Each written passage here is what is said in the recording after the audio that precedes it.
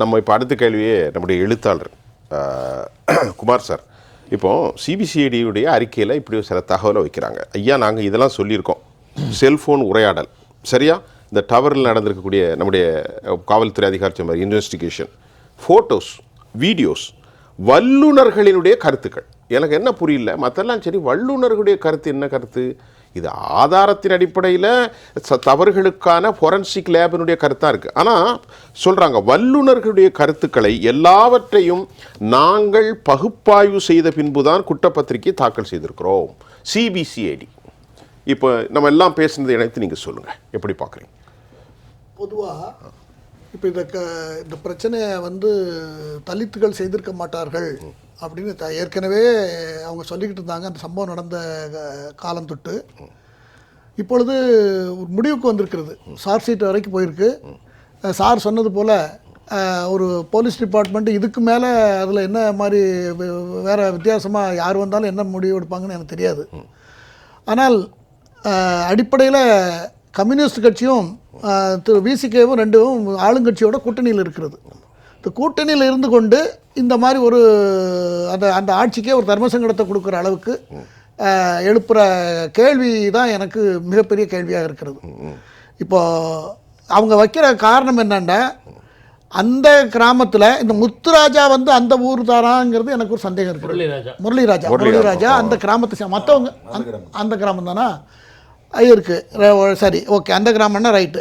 இப்போது அந்த கிராமத்தில் உள்ளவங்க இதை செய்வாங்களாங்கிற ஒரு சந்தேகத்தை தவிர வேற என்ன சந்தேகம் நமக்கு இருக்கிறது? இப்போ அதுதானே விசாரணை. யாரு செஞ்சாங்கிறது தான் அந்த படுபாதக செயலை, மனித விரோத செயலை எவன் செய்தான் என்பதுதான் விசாரணை. அந்த 3 பேரும் அந்த கிராமத்தை சேர்ந்த அந்த பட்டியலினத்தை சேர்ந்தவர்கள் என்கிற முறையில் அவர்கள் இதை எப்படி செய்ய முடியும், ஆகவே அவர்களாக இருக்காது என்பதுதான் இவர்களுடைய. இப்ப நீங்க சொன்ன மாதிரி இடதுசாரி சண்முகம் சொல்றாரு, பாதிக்கப்பட்ட மக்களே இதற்கு காரணம் இருக்க முடியாது, இருக்கவும் முடியாது. அது யூகம், இருக்கவும் முடியாதுங்கிறார். யூகம் தானே. அந்த யூகத்துக்கு நம்ம ஒரு பதில் கண்டுபிடிக்க முடியும். அது என்ன பதில்னா, இந்த மாதிரி அவருடைய தந்தையாருக்கு அந்த அந்த தொட்டியை கிளீன் பண்ணுறதற்கு ஒப்பந்தத்தின் அடிப்படையில் அவருக்கு கொடுக்காததாகவும், அதன் அடிப்படையிலே அவர் கேள்வி எழுப்பினதாகவும், முத்தையாவிடம் அந்த பத்மா என்கிற பஞ்சாயத்து தலைவருடைய கணவர் முத்தையா அவர்களிடம் கேள்வி எழுப்பினதாகவும், அவர் இவரை தரைக்குறைவாக திட்டினதாகவும், அந்த திட்டினதின் அடிப்படையில் அவர் வன்மமாக வைத்துக்கொண்டு இதற்கு ஒரு பாடம் கற்பிக்க வேண்டும் என்று அந்த போலீஸ் கான்ஸ்டபிளாக இருந்த முத்துராஜா, முரளிராஜாவும் அவருடைய நண்பர்கள் சுதர்சன், இன்னொருத்தர் முத்துகிருஷ்ணன் ஆகிய இருவரும் கூட்டு சேர்ந்து கொண்டு, அதாவது அவங்க கொலை செய்கிறதாக அது பெரிய குற்றமாக அவங்க மனசில் அவங்களுக்கு தோணியிருக்காது. இந்த குற்றம், இது இப்படி செய்கிற குற்றம் பெரிய பெரிய தண்ணி தொட்டியில் கொஞ்சம் மலத்தை எடுத்துக்கொண்டு போட்டுட்டதுனால என்ன ஆகிடப்போகுது, அது அது இவங்களை கொஞ்சம் சுற்றி விடலாம் அப்படிங்கிற ஒரு சாதாரணமாக நினைத்து கொண்டு அதை செய்திருக்க முடியும். அப்படி தான் நான் நினைக்கிறேன். அப்படி பண்ணியிருந்தால் அந்த கோணத்தையும் நம்ம பார்க்கணும். வாய்ப்பு இருக்கிறது. இப்போ இதில் 31 வயசுக்கு மேலே உள்ளவன் தான், சின்ன பையன் ஒன்றும் இல்லை. ஒரு 17 வயசு 16 வயசு பையங்க மேலே ஏறி மலத்தை கலைஞ்சானா அது விவகாரம் இல்லை. இவரோட மெச்சூரான ஒரு ஆட்கள், மெச்சூரான வயசு உள்ளவன். அவன் நீங்கள் சொன்ன மாதிரி இது it's not a individual guilty. இது ஒரு கலெக்டிவாக சேர்ந்து செஞ்சுருக்கிறாங்க. அப்போ இந்த 3 பேரும் பேசி, ஏன்பா இந்த மாதிரி கலக்கிறமே, அதில் எவனாவது ஒருத்தர் சொல்லியிருக்க மாட்டானா? 3 பேரும் ஒரே முடிவு மலத்தை கலக்கிறது அவ்வளோ எளிதாகவே எடுத்திருக்க முடியும்? நான் கேட்கல. ஏன்னா வழக்கறிஞர் பா மோகன் சொல்லுகிறாரு, சம்பவத்தை வெளியே கொண்டு வந்தவர்களை குற்றவாளியாக்க முயற்சி. அப்படி ஒரு பாயிண்ட் இங்க வருது. இல்லை, நான் என்ன சொல்ல வரேன், எனக்கு திமுக மேல நிறைய நான் விமர்சனம் வைக்கிறவன் தான். ஆனால் இதை அவங்க இப்படி காப்பாற்றணுங்கிறதுக்கு என்ன அவசியம் இருக்கிறது? அரசுக்கு என்ன அவசியம் இருக்கிறது என்கிறதான் சசிகலா அம்மா கேட்குறாங்க. யாரை காப்பாற்ற இந்த விவகாரம், இதுதான் மிஸ்ட்ரி. ரொம்ப விஷயம் நம்ம இடைவெளிக்கு அப்புறம் தாண்டி நம்ம போனோம்னா ஜாதி கலவரத்தில் போய் முடியறதுக்கு வாய்ப்பு இருக்கு. என்ன ஜாதி கலவரத்தை பத்தி இல்ல பிரச்சனை, அது மிகப்பெரிய பிரச்சனை தான். ஆனாலும் குற்றவாளிகளுக்கு என்ன ஜாதி இருக்கிறது? இப்போ ஒரு ஜாதி ஏ ஜாதி பி ஜாதி என்று வைத்துக் கொள்வோம் உதாரணத்திற்காக. நம்ம ஜாதியை பார்க்க வேணாம், அவன் குற்றவாளியாகத்தான் பார்க்க வேண்டுமே தவிர ஜாதி எப்படி பார்க்க முடியும்? அது கரெக்ட் தான். குமார் சார், இப்போ திருச்சியில் நம்முடைய கழகத்தினுடைய பொதுச் செயலாளர் திருமதி சசிகலா அம்மா அவங்க பேட்டி கொடுக்கும்போது ஒரு விஷயத்தை சொல்றாங்க. வேங்கைவேல் விவகாரத்தை குறித்து 2 ஆண்டுகள் ஏன் மௌனமாக இருந்தீர்கள், ஏன் யாரை காப்பாற்ற என்ற கேள்வி எழுப்புகிறார். அண்ணா யூனிவர்சிட்டியில் இவ்வளவு தொலைக்காட்சிகளும் எல்லோரும் பேசுவதற்கு முன்பு சம்பவம் நடந்தவுடன் நம்முடைய ஜெயா பிளஸ் தொலைக்காட்சி எடுத்த நீங்கள் கூட வந்திருப்பீங்கன்னு நினைக்கிறேன். அதில் அவர் கேட்டார், இந்த வழக்கு நேர்மையாக நடக்க வேண்டும், யாரையும் காப்பாற்றுவதற்கு திமுக அரசு முயலக்கூடாதுன்னு கேட்டார். அதுக்கு பிறகுதான் யார் அந்த சாரு, பட் டசன் ஹாவ் எனி, நமக்கு இதுவரைக்கும் அது எந்த விதமான இதுவும் இல்லை. யார் அந்த சார், அது ஒரு பக்கம் போகட்டும். இப்போ உங்களுக்கு பிடிக்குதோ பிடிக்கலையோ மாறுபட்ட சித்தாந்த ரீதி உண்டு. தந்தை பெரியார் அவர்கள் தமிழ்நாட்டில் ஒரு பெரிய ஒரு அமைப்பின் தலைவர். நான் மறுபடியும் சொல்லிடுறேன், உங்களுக்கு பிடிக்குதோ பிடிக்கலையோ அவரை குறித்து சொன்ன ஒரு தகவல் பரபரப்பாக இன்னைக்கு விதானமாக, அதாவது பெரும் சிகிச்சையே ஓடுகிறது. சட்ட ஒழுங்கு பிரச்சனை. ஒன்று சொன்னார் சொல்லலைன்னா அதை முடிவு கொண்டு வரணும்ல. நான் கேட்கல, சசிகலா அம்மா கேட்குறாங்க. அதை இப்படி விட்டு திசை திருப்புறதுக்கு எந்த விவகாரத்தைன்னு கேள்வி எழுப்புறாரு.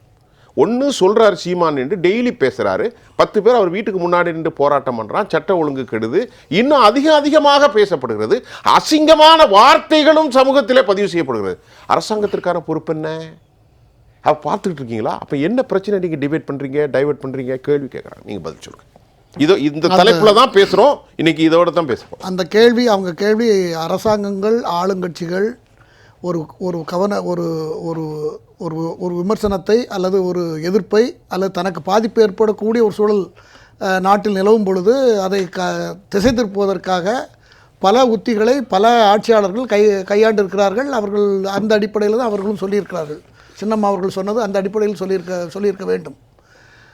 பெரியாரை பொறுத்தவரை மேலும் மேலும் அது அவர் நம்மளை விட்டு போய் கிட்டத்தட்ட 50 ஆண்டுக்கு மேலே இருந்தார். அந்த காலத்தில் அவர் 36 ஒன்று பேசியிருக்கார், 40 ஒன்று பேசியிருக்கார், 50 ஒன்று பேசியிருக்கார், 60 எல்லாம் மாற்றிலாம் பேசியிருக்கார்.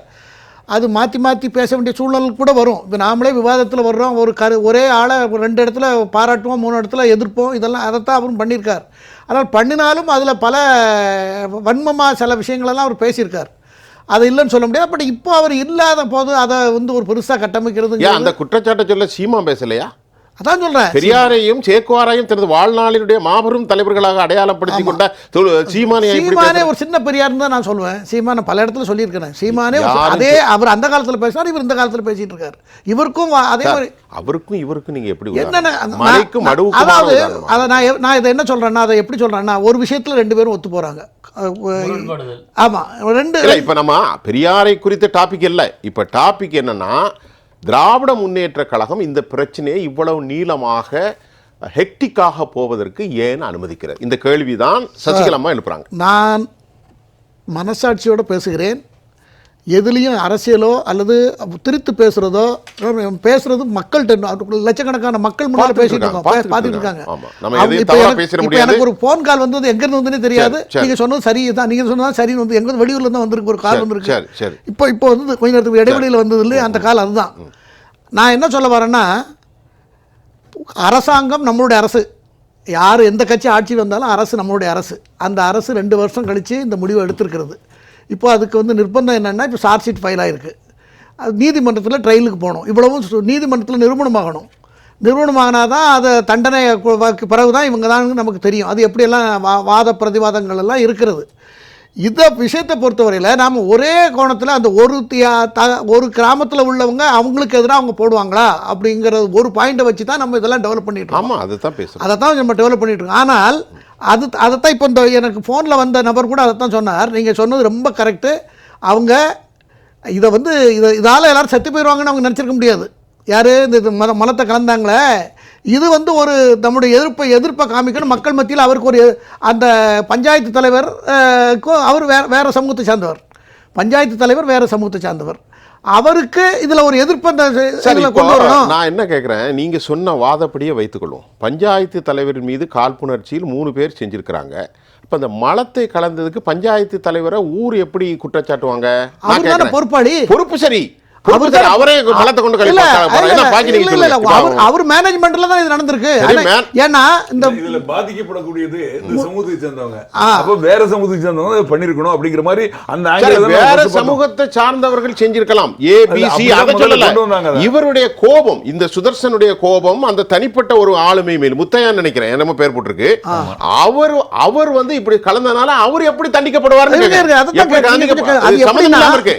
பத்மா என்பவர் ஊராட்சி மன்ற தலைவர், அப்ப அவருடைய கணவர் தான் முத்தையா. முத்தையா இந்த இந்த இவர் இந்த முத்துராஜாவுடைய தந்தையார் தான் இந்த கேள்வி எழுப்பினவர். முரளிராஜாவுடைய தந்தையார் தான் கேள்வி எழுப்பினவர். ஆமா, கேள்வி எழுப்பு ஜீவானந்தம். அவர் வந்து அந்த தொட்டியை கிளீன் பண்றதுக்கு ஒரு ஏதோ கான்ட்ராக்டோ டெண்டரோ அதுல ஒரு கருத்து முரண்பாடு அவர்களுக்குள்ள இருந்திருக்கிறது. கருத்து முரண்பாடு எதுலன்னு கேளுங்க, பர்டிகுலர் விஷயத்துல அந்த தொட்டியை சுத்தம் செய்வதற்கு டெண்டரோ ஏதோ இவருக்கு ஒதுக்கணும்னு கேட்டிருக்காங்க. இவருக்கு கொடுக்காதனால அவருக்கு ஒரு முன்விரோதம் இருக்கிறது. அந்த முன்விரோதத்தின் அடிப்படையில் தான் இவர் கேள்வி கேட்டாருன்னு சொல்லிட்டு முத்தையாவுக்கும் ஜீவானந்தத்துக்கும் அங்கே வாக்குவாதம் நடந்து அங்கே சிறுமைப்படுத்தப்பட்டிருக்கிறார் ஜீவானந்தம். ஒரு நிமிஷம். அந்த ஜீவானந்தத்துடைய மகன் தான் இந்த போலீஸா இருந்த முரளிராஜா. அப்போ போலீஸா இருக்கிறவங்களுக்கு பொதுவா கிராமத்துல அவங்க என்னதான் பெருசா தெரியும் சார். போலீஸா இருக்கிறவங்களுக்கு ஒரு பெரிய கத்து, ஒரு பெரிய குரூப் இருக்கும். என்ன சொன்னாலும் குணத்துல குதினால் குதிக்கக்கூடிய 4 நண்பர்கள் இருப்பாங்க. அந்த நண்பர்கள் 2 நண்பர் இதுல சேர்ந்திருப்பாங்க. இந்த மலத்தை எடுத்து அந்த தொட்டியில போட்டதுனால எல்லாரும் செத்து போயிருவாங்கன்னு அவங்க நினைச்சிருக்கவே மாட்டாங்க. ஒரு இண்டிகேஷன் பண்ணிருக்காங்க, ஒரு எதிர்ப்பு தெரிவிச்சிருக்காங்க. அந்த அளவுல தான் பண்ணிருப்பாங்க. இது பெருசா ஆயிட்டு நம்மளுடைய ராஜாராம் சார் சொல்றது தான் எனக்கும் அதுல உடன்பாடு உண்டு. எடுப்பில் நமக்கு வாய்ப்பு கிடைத்தது என்று சொல்லி நாம் வந்து அரசாங்கத்தின் மேலே நேராக சாடுறதுங்கிறத விட்டுட்டு அவங்களுக்கு என்ன லாபம்னு பார்க்கணும் இல்லையா? இதனால் அவங்களுக்கு என்ன லாபம்? ஒரு அரசு நடந்துகிட்டு இருக்குது, போலீஸ் துறை அவங்க பொறுப்பில் இருக்குது, தலித்துகளுக்கான ஆட்சின்னு அந்த அரசு சொல்லி கொண்டு இருக்கிறது. அப்படி இருக்கும் பொழுது இதை வந்து திசை திருப்பணும் அல்லது அவங்க மேலே பழி போடணுங்கிற இன்டென்ஷன் அவங்களுக்கு. தலித்து கணக்காக ஆச்சு தான் நாங்கள் நேரில் 17 வயசு பையனை 17 முறை வெட்டியிருக்காங்க. சரி, அது மக்கள்கிட்ட எல்லா குறைகளும் இருக்கு. எல்லா அந்த சமூகம்ல எல்லா சமூகத்திலும் அது நடந்து கொண்டு இருக்கிறது. நம்ம என்ன சொல்ல தவறான கருத்தை இப்போ கூட இருக்கிற இப்போ இதுல இருந்து பெரிய பிரச்சனை என்னன்னா, திமுகவுடைய ஒட்டி பிறந்த ரெட்ட குழந்தைகள் போல இருக்கிற கம்யூனிஸ்டுகளும் விடுதலை சிறுத்தையும் எதிர்கொடி நாட்டுறது தான் இதில் பெரிய இது. அது அவங்க தான் அந்த அரசாங்கத்துக்கு தர்ம சங்கடத்தை கொடுக்குறார்களே தவிர. தொல் திருமாவளவன் சிபிஐ விசாரணை வேணும்னு சொல்றாரு. கம்யூனிஸ்டுகள் வந்து இப்போ கம்யூனிஸ்டுகள் வந்து திமுக கிட்ட 25 கோடி ரூபாயை வாங்கி டெபாசிட் பண்ணி வச்சுட்டு அவங்க கட்சி நடத்திட்டு இருக்காங்க. ஆனால் அவங்க அப்பேற்பட்டவங்களும் அவங்க எதிராக பேசுகிறாங்க. அப்பேற்பட்ட விசுவாசத்துக்கு முரண்பாடாக பேசிக்கிட்டு இருக்காங்க. அதனால தான் இது மற்றவங்களுக்கு இன்னைக்கு இப்போ முதல்வர் கொடுத்துற ஸ்டேட்மெண்ட் வந்து மற்றவங்களுக்கெல்லாம் சொல்கிற மாதிரி சொல்லியிருக்காரு. அதை வந்து யாரும் பேச வேண்டாம்,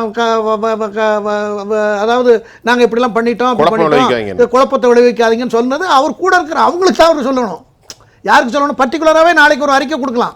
திருமாவளவன் அவர்களும் கம்யூனிஸ்ட் கட்சி சார்ந்தவர்களே, நீங்கள் எங்களோட தோழர்களாக இருக்கீங்க, கூட்டணியில் இருக்கீங்க, நீங்களே இந்த பிரச்சனையை கிளப்பாதீங்க, நாங்கள் விசாரிச்சிட்டோம்னு சொல்லி நேராக அவங்களுக்கே சொல்லியிருக்கலாம். அதைத்தான் அவர் செய்ய தவறி பொதுவாக சொல்லிட்டாரு. ஒருவேளை நாளைக்கு சொல்கிறாரோ என்னவோ தெரியாது.